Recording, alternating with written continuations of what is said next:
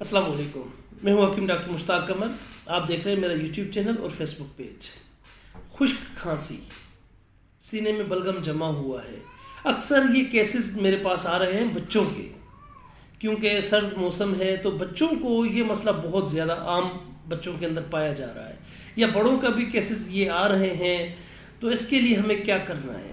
سہاگا بریاں، سہاگا لیں، اس کو آپ توے کے اوپر گرم کریں، بریاں کریں. جب یہ پھول جائے گا تو اس کو اتار لیں، توے سے اتار کر باریک صفوف بنا لیں. باریک صفوف بنا کر ایک چاول کے برابر، بچوں کو ایک چاول کے برابر، اس سے زیادہ نہیں، ایک چاول کے برابر آدھا چمچ دیسی شہد میں ملا کر آپ بچے کو دیں. پہلی خوراک سے انشاءاللہ العزیز افاقہ آنا شروع ہو جائے گا.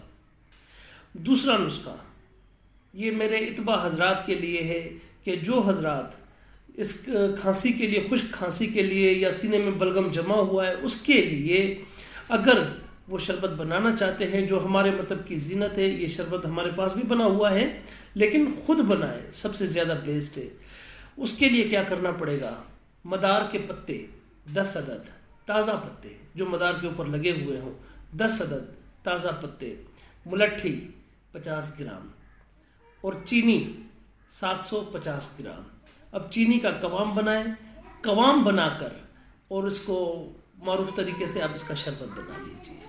تو یہ سب سے بہترین چیز ہے، اور یہ آپ 1 سے 2 چمچ دن میں 2 سے 3 بار دے سکتے ہیں. جو بچوں کا میں نے بتایا ہے وہ ایک چاول کی خوراک ہوتی ہے، اور دن میں 2 بار ایک چاول کی خوراک شہد میں شامل کر کے، دیسی شہد میں، دن میں 2 بار. انشاءاللہ العزیز پہلی خوراک سے ہی کھانسی اور جمے ہوئے بلغم کا تیا پچا ہو جاتا ہے. السلام علیکم.